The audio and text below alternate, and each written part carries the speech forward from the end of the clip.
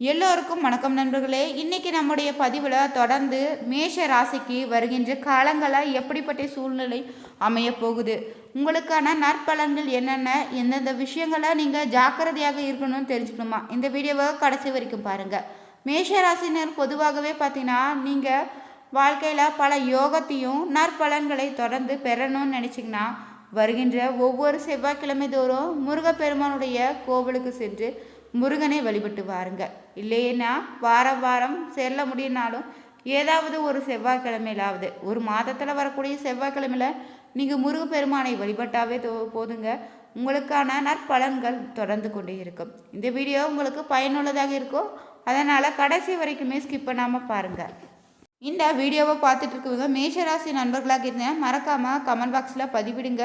உங்களுடைய நண்பர்களும் மேஷராசியில் இருந்தேன்னா மறக்காமல் ஷேர் பண்ணுங்கள். எல்லோருக்கும் வணக்கம் நண்பர்களே. மேஷராசிக்காரங்க இந்த வீடியோவை பார்த்துருக்கீங்க அப்படின்னா நான் சொல்லக்கூடிய ஒரு மந்திரத்தை மறக்காமல் கமெண்ட் செக்ஷனில் 3 டைம் பதிவிட்டுட்டு, அதே மாதிரி இந்த வீடியோவில் சொல்லக்கூடிய மந்திரத்தை தினம் தினம் ஒரு 3 முறை நீங்கள் உங்களோட நாவால் உச்சரிச்சிங்க அப்படின்னா மிகப்பெரிய நன்மை கிடைக்கும். அந்த மந்திரத்தை அப்படியே சொல்கிறேன், அதை அப்படியே நோட் பண்ணிக்கோங்க. ஓம் க்ளீம் அஸ்வ ஆருடா போற்றி, ஓம் க்ளீம் அஸ்வ ஆருடா போற்றி, ஓம் க்ளீம் அஸ்வ ஆருடா போற்றி. இந்த மந்திரத்திற்கான பலன் என்ன, இது ஏன் நீங்கள் சொல்லணும் அப்படிங்கிறத இந்த வீடியோவோட முழுமையாக பார்த்தீங்க அப்படின்னா உங்களுக்கு தெரிஞ்சிடும். எவ்வளோ பெரிய பாசிட்டிவான வைப் உங்களுக்கு கிடைக்கும், இதன் மூலமாக எவ்வளோ நன்மைகள் கிடைக்கும் அப்படிங்கிறது இந்த வீடியோ பார்க்கும்போதே உங்களுக்கு தெரிய ஆரம்பிச்சிடும். ஸோ இந்த வீடியோ ஸ்கிப் பண்ணாமல் பாருங்கள். நிறைய பேர் தனிப்படையான ஜோதிடம் பார்க்கணும் அப்படின்னு ஆசைப்பட்டீங்க. கீழே ஃபோன் நம்பர் கொடுத்துருக்கேன். உங்களுக்கு எந்த வித சந்தேகமாக இருந்தாலும் சரி, திருமண வாழ்க்கையில், கல்யாண வாழ்க்கையில், வசிய பிரச்சனையில், இந்த மாதிரி எந்த விதமான உங்களுக்கு ப்ராப்ளமாக இருந்தாலும் சரி, பண பிரச்சனை, மன ரீதியான பிரச்சனைகள், எந்த பிரச்சனை இருந்தாலும் அந்த பிரச்சனைகள் எல்லாத்தையும் வேரோடு பிடுங்கி எறிகிற அளவுக்கு அவ்வளோ ஒரு தத்ரூபமான ஒரு ஜோதிடனுடைய நம்பர் கொடுத்துருக்கேன். நிறைய அரசியல் பிரமுகர்களும் ஜோதிடர்களும் ஆசானாக இருக்கக்கூடிய இவர்கிட்ட தான் பயிற்சி பெற்றுட்டு இருக்காங்க. அது மட்டும் இல்லாமல் சமீபத்தில் வந்த திரைப்படத்தில் இருக்கக்கூடிய இசையமைப்பாளரும் அந்த படத்துடைய டைரக்டரும் இவர்கிட்ட தான் ஜோதிடம் பார்த்தாங்க. அவருக்கு ரெக்கமெண்ட் பண்ணது அந்த படத்தில் நடித்த நடிகர். ஸோ அந்தளவுக்கு எல்லாமே விஐபிஸ் தான் இவங்ககிட்ட பார்த்துட்ருக்காங்க. ஸோ விஐபி தானே பார்க்குறாங்க, அப்போ அதிகமாக அமௌண்ட் கேட்பாங்க அப்படிலாம் நீங்கள் பயந்துக்கு தேவையில்லை. ஃபோன் மூலமாகவே உங்களுடைய பிரச்சனைகளை சால்வ் பண்ணிக்கலாம். ஒரு மிடில் கிளாஸ் மனிதனுக்கு எந்த அளவுக்கு பார்க்க முடியுமோ அந்தளவுக்கு தான் அவங்களும் அமௌண்ட் சொல்கிறாங்க.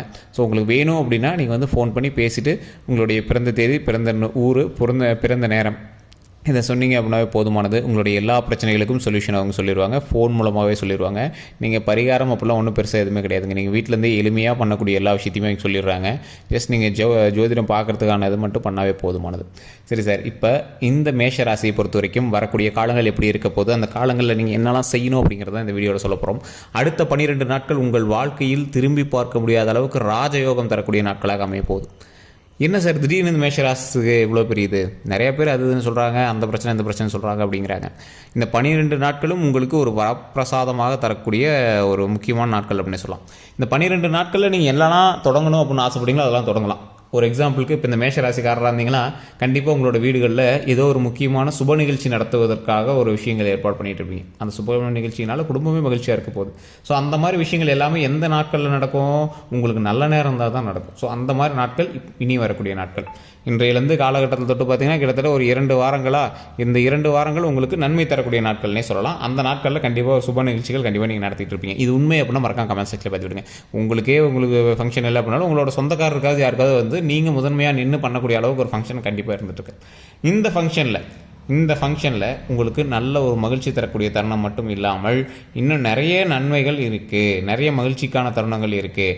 என்ன சார் உங்களுக்கு மகிழ்ச்சி அப்படின்னு கேட்டிங்கன்னா, ரொம்ப நாட்களாக இந்த 12 நாட்களில் நீங்கள் ரொம்ப நாட்களாக எதிர்பார்த்து காத்து கொண்டிருந்த ஒரு தொழிலோ, வருமானமோ, இல்லை ஏதாவது உங்களுக்கு திருமணமே ஆகாமல் இருக்குது அப்படின்னு ரொம்ப நாள் வெயிட் பண்ணியிருந்தீங்கன்னா திருமணம் நடக்கிறதுக்கான முதல் வாய்ப்போ, அந்த ஸ்டெப்பு 12 நாளில் திருமணமே நடக்கும்னு சொல்ல, அந்த 12 நாட்களில் உங்களுக்கு முதல் ஸ்டெப்பாவது நடக்கும். அதுக்கு பொண்ணு பார்க்குறதோ, இல்லை ஓகே சொல்கிறதோ, இல்லை ஏதோ ஒரு ஜாதகம் செட் ஆகிறதோ, அந்த மாதிரி ஏதோ ஒரு பாசிட்டிவ் வைப் உங்களுக்கு கொடுக்கக்கூடிய ஒரு முதன்மையான ஸ்டெப் வைக்கக்கூடிய நாட்கள் இந்த 12 நாட்கள். குழந்தை இல்லாதவருக்கு குழந்தை அமையக்கூடிய ஒரு முக்கியமான நாள் இந்த 12 நாட்கள். அதில் முக்கியமாக ஒரு 2 நாட்கள்லாம் உங்களுக்கு பீக்கில் இருக்கும். ஒரு தொழிலையோ எதுலேயோ ஒரு ரொம்ப பீக்கில் இருக்கும். அதாவது எப்படி சொல்ல, ஷேர் மார்க்கெட்டில் ஹைக்கில் போயிட்டு நிற்கும் பார்த்தீங்களா, அந்த மாதிரி ஒரு குறிப்பிட்ட நாள்லாம் உங்களுக்கு ரொம்ப பீக்கில் இருக்கும். அந்த பீக்கில் இருக்கக்கூடிய நாட்களை நீங்கள் தவற விடக்கூடாது அப்படிங்கிறதுக்காக தான் அந்த மந்திரமும் நான் சொன்னது. ஓம் க்ளீம் அஸ்வ ஆருடா போற்றி, ஓம் க்ளீம் அஸ்வ ஆருடா போற்றி, ஓம் க்ளீம் அஸ்வ ஆருடா போற்றி. இதை 3 டைம் கமெண்ட் செக்ஷனில் பதிவிட்டுட்டு ஃப்ரீ டைமில் வீட்டில் 3 டைம் சொல்லி பாருங்கள். எப்போ ஃப்ரீயாக இருந்தீங்கனாலும் சொல்லி பாருங்கள். உங்களோட வீடுகளில் நீங்கள் அமைதியாக இருக்கக்கூடிய இடத்துல, உங்கள் பணம் வசிக்கக்கூடிய இடத்துல நீங்கள் இதை சொன்னீங்க அப்படின்னா இன்னும் ரொம்ப நல்லது. இது எதுக்கு சார், இது என்ன மந்திரம் அப்படின்னு கேட்டிங்கன்னா, இது செல்வம் தருவதற்கான ஒரு முக்கியமான மந்திரம். இந்த 12 நாட்கள் உங்களுக்கு திருமணத்துக்கு குழந்தைக்கு எப்படி இருக்குது அப்படிங்கிறது ஒரு பக்கம் 70% இருந்தாலும் செல்வம் சேருவதற்கு ஒரு சூப்பரான ஒரு நாள். இது எப்படி சார், எப்படி மேஷராசியில் இருக்கிற எல்லாத்துக்குமே இது பொருந்துமா அப்படின்னு கேட்டிங்கன்னா, குறிப்பிட்ட நட்சத்திரம், குறிப்பிட்ட லக்கினம், குறிப்பிட்ட தசாபுத்திக்கு இது மாறி மாறி இந்த 12 நாட்கள் பொருந்திக்கிட்டே தான் இருக்கும். அப்படி பார்க்கும்போது நீங்கள் தனிப்படையான ஜோதிடம் மட்டும் பார்த்துக்கணும்னு சொன்னது எதுக்கு அப்படின்னா, ஏன்னா எல்லாத்துக்கும் வேறு வேறு லக்கினம், வேறு வேறு தசாபுத்தி, வேறு வேறு நட்சத்திரம். அப்போ நீங்கள் என்ன பண்ணணும், உங்களுக்கு வேறு வேறு டைம் நடந்துகிட்டு இருக்கும்போது நீங்கள் தனிப்படையான ஜோதிடம் பார்த்துட்டு உங்களுக்கு நல்லது. இது வந்து இப்போ நான் சொல்கிறது பொதுப்படையான ஒரு விஷயம். ஓம் க்ளீம் அஸ்வ ஆருடா போற்றி அப்படிங்கிறது குபேர மந்திரம் அப்படின்னு சொல்லுவாங்க. குபேர மந்திரம் இப்போ எதுக்கு சார் சொல்லணும் அப்படின்னு கேட்டிங்கன்னா, உங்களுக்கு இப்போ ஒரு எக்ஸாம்பிளுக்கு ஒரு அமௌண்ட் வந்து வருதுங்க. அந்த அமௌண்ட் வந்து யாருக்கு வருது அப்படிங்கிறது இருக்குது. ஒரு 10 பேர் இருக்கிறான், அந்த அமௌண்ட் யாருக்கு வருதுங்கிறது. அதில் யார் அதை ஈர்க்கிறாங்க, அந்த மந்திரத்தை சொல்லி யார் இருக்கிறாங்களோ அவங்களுக்கு தான் அது கிடைக்கும். ஸோ அந்த மாதிரி தான் இந்த குபேர மந்திரத்தை சொல்லி நீங்கள் சொல்லும்போது, மேஷராசிக்காரர்கள் 10 கோடி பேர் நின்றுட்டு இருக்கும்போது குறிப்பிட்ட ஆளுக்கு மட்டும் அது வர இருக்குது. அது யாருக்கு வரணுங்கிறத தீர்மானிக்கிறதா இந்த குபேர மந்திரம். ஒரு கீ மாதிரின்னு வச்சுக்கோங்களேன். ஸோ இது எப்படி சார் அதிர்ஷ்டம் டக்குன்னு அடிக்குமா, லாட்ரி டிக்கெட் அடிக்குமா? அப்படிலாம் கிடையாது சார். நீங்கள் உங்களோட உழைப்புக்கான ஊதியம் ₹1 கிடைக்குது அப்படின்னா அது ₹1.50 கிடைக்கும். ஸோ அந்த மாதிரி இது கிடைப்பதற்கான ஒரு லாட்ரி டிக்கெட் அப்படின்னு சொல்கிறத விட, இந்த நிலைமையில் உங்களுடைய உழைப்பை விட ஊதியம் கொஞ்சம் அதிகமாகவே கிடைக்கக்கூடிய ஒரு தருணமாகவும் இருக்குது. அது நீங்கள் எந்த அளவுக்கு உங்களுடைய உழைப்பை போடுறீங்கிறத பொறுத்து இருக்குது. சும்மாவே படுத்துட்டு இருந்தால் காசு வந்துருமா சார், அதெல்லாம் வராதுங்க. குபேர மந்திரத்தை சொன்னால் சும்மா படுத்துட்டு இருந்தால் காசு வந்துருவாங்கிறதுலாம் இதெல்லாம் சும்மா ஃபேக். உங்கள் உழைப்புக்கேற்ற ஊதியத்தை கடவுள் கொடுப்பார். குபேரனுங்கிறது சும்மாவே இருக்கிற ஆள் கிடையாது. எந்த இடத்துலையும் பாருங்கள், குபேந்திரன் சும்மா உட்காந்துட்டு இருக்க மாட்டார். சிலையில் கூட குபேந்திரன் சும்மா உட்காந்துட்டு இருக்க மாட்டார். நின்றுக்கிட்டு மூட்டையை தூக்கிட்டு வெயிட்டு தூக்கிட்டு இருப்பார். அந்த பணத்தை கூட அவர் தோல் மேலே வச்சுட்டு தான் நிற்பார்.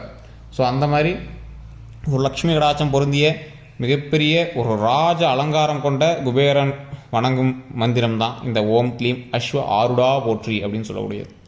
இதை சொல்வதன் மூலமாக பண ஈர்ப்பு அதிகமாகவும், செல்வ ஈர்ப்பு அதிகமாகவும், நகைகள் வாங்குவதற்கான தூண்டுதல்கள் அதிகமாகவும், அதற்கான பாசிட்டிவ் வைப் அதிகமாகும். சார் நகை வைக்கிற விலைக்கெல்லாம் இப்போ எங்கே சார் வாங்குறது? சார் எப்போவுமே நீங்கள் நல்லா யோசிச்சு பாருங்கள். இந்த மேஷராசிக்காரர்களை பொறுத்த வரைக்கும் நகை கம்மியாக இருக்கும்போது வாங்கினதை விட விலை அதிகமாக இருக்கும்போது தான் நீங்கள் போய் வாங்கியிருப்பீங்க, அந்த வருடத்தில் கணக்கு போட்டு பார்க்கும்போது. ஏன்னா நகை வாங்கணுங்கிற நேரம் அமையும் போது தான் நகை வாங்க முடியும். நீங்கள் கையில் காசு வச்சுட்டு போய் வாங்கணும்னு நினச்சாலும் வாங்க முடியாது. நிறைய பேர் கையில் காசு வச்சுட்டு வீடு கட்டணும்னு நினைப்பாங்க, கட்ட முடியாது. வீடு கட்டுற யோகம் இருந்தால் தான் வீடு கட்ட முடியும். நகை வாங்கணுங்கிற யோகம் இருந்தால் தான் நகை சேரும். ஸோ இந்த மாதிரி நிறைய விஷயங்கள் இருக்கும். ஸோ அப்படி ஒரு வேளை நீங்கள் நகையை வாங்கியிருந்தீங்க அப்படின்னாலும் இப்போ பாதி இது பேங்க்கில் தான் இருக்கும் உங்களுக்கு. ஏன்னா பாதி எல்லாமே அடமானத்தில் அது தான் சின்னதை வச்சுருப்பீங்க. ஏன்னா இப்போதைக்கு மேஷராசிக்காரர்கள் பொறுத்தவரைக்கும் கொஞ்சம் கடனில் இருக்கக்கூடிய ஒரு நேரம் தான். இருந்தாலும் ஓரளவுக்கு சொல்லிக்கிற அளவுக்கு கடன் இல்லை, இருந்தாலும் கடன் அப்படின்னு நீங்கள் வந்து மைண்டில் ஃபிக்ஸ் பண்ணிட்டு தான் இருக்கீங்க. பெரிய வருமானம் இல்லை சார், ஆனால் வருமானம் இருக்குது சார், ஒன்றும் லைஃப் அப்படி லைட்டாக ஓட்டிகிட்டு இருக்கிறோம் சார், ஒன்றும் பெரிய பிரச்சனைலாம் இல்லை சார் அப்படின்னு தான் இருப்பீங்க. இனி வரக்கூடிய நாட்களில் அந்த பிரச்சனைகள் எதுவும் இல்லாமல் நிறைய வருமானமும் கடன் பிரச்சனைகள் எல்லாமே தீர்ந்து நல்ல மகிழ்ச்சியும் வருவதற்கான ஒரு முக்கியமான காலகட்டமாக வரக்கூடிய நாட்கள் அமைய போகுதுங்க.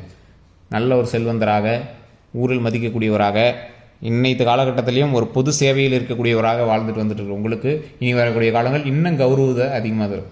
கௌரவம் அதிகமாக வரும், செல்வம் அதிகமாக வரும், மகிழ்ச்சி அதிகமாக வரும். நிறைய வண்டி வாகனங்கள் வாங்கக்கூடிய நேரம். அதே மாதிரி நிலப்புலம் வாங்கணும் அப்படின்னு ஆசைப்படுறவங்க அதற்கான டோக்கன் அட்வான்ஸ் போடக்கூடிய ஒரு நேரமாகவும் இந்த காலகட்டங்கள் அமையும். டாக்குமெண்ட் ரீதியான விஷயங்களுக்கு கவனம் தேவை. மற்றவங்களோட டாக்குமெண்ட்ஸ் நீங்கள் மெயின்டைன் பண்ணுறீங்க அப்படின்னாலும் உங்களுக்கு கவனம் தேவை. மற்றவங்களுடைய சொத்துக்களை நீங்கள் யாராவது பார்த்துட்ருக்கீங்க, லீஸுக்கு எடுத்து பார்த்துருக்கீங்க, வாடகைக்கு எடுத்து பார்த்துருக்கீங்கனாலும் உங்களுக்கு கவனம் தேவை. டாக்குமெண்ட் ரீதியான விஷயங்கள், வருட ரீதியான விஷயங்கள், இந்த மாதிரி எந்த ஒரு கணக்குகள் இருந்தாலும் அந்த கணக்குகளுக்கு ஏற்றாற் போல் சில தொழில்கள் பண்ணுறீங்க அப்படின்னாலும் அந்த தொழில்களுக்கு ஏற்றாற் போல் கொஞ்சம் பார்த்து பக்குவமாக டாக்குமெண்ட் ரீதியான விஷயங்களில் கொஞ்சம் கவனம் செலுத்துங்க. கல்வி ரீதியான விஷயங்களுக்கு நீங்கள் எதுவும் ஜாதகம் பார்க்க தேவை. 18 வயசுக்குள்ள இருக்கிறவங்களுக்கு அவங்களுக்கு எது விருப்பமோ அதை பண்ணலாம். மற்றபடி தொழில் ரீதியாகவோ இல்லை குழந்தைகள் ரீதியாகவோ திருமண ரீதியாகவோ நீங்கள் வந்து பார்த்துக்கலாம். அதே மாதிரி உடல் ரீதியாக எந்த ஒரு உபாதைகள் தோன்றினாலும் உடனே ஜோதிடத்தை பார்த்து நம்பிட்டு உட்காந்துட்டு இருக்கக்கூடாது, உடனே டாக்டரை பார்த்துணும். இது ஜோதிட ரீதியாக டிஸ்க்ளைமராகவே சொல்கிறோம். யூடியூப்பில் சொன்னாங்க சார், அதெல்லாம் சரியாக போயிருந்து சொன்னாங்க சார், இதெல்லாம் சும்மா. மேஷராசியில் கோடிக்கணக்கான பேர் இருக்கான்.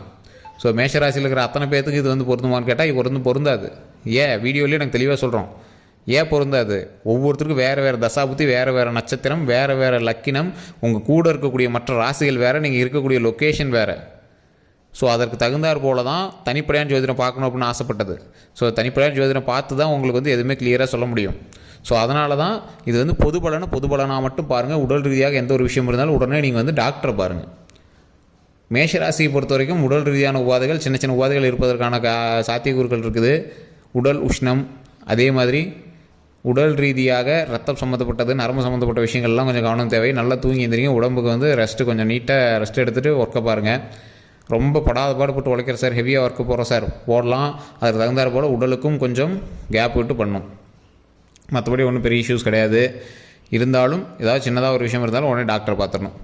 அதே மாதிரி நீங்கள் வாங்கக்கூடிய சொத்துக்களானது மற்ற எதுவாக இருந்தாலும் டாக்குமெண்ட் ரீதியான விஷயங்கள் கவனமாக இருங்க. வண்டி வாகனத்தில் ரொம்ப ரொம்ப கவனம் தேவை. நீங்கள் ஓட்டிகிட்டு போகிறீங்க, இல்லை வேறு யாராவது தெரியாதவங்க வண்டி கொடுத்து உட்காந்துட்டு போகிறீங்க. நீங்கள் வண்டி யாருக்கு கற்றுக் கொடுக்குற டைம்லாம் அது கிடையாது. ஸோ வண்டியெல்லாம் மற்றவங்களை கற்றுக் கொடுக்குறீங்க அப்படின்னா அமைதியாக இருந்துக்கோங்க. இந்த டைமில் நீங்கள் வண்டியே பார்த்து ஓட்டணுங்கிற டைம். நீங்கள் மற்றவங்களை கற்றுக் கொடுக்கணுங்கிற அவசியம்லாம் இப்போ காலகட்டமே கிடையாது.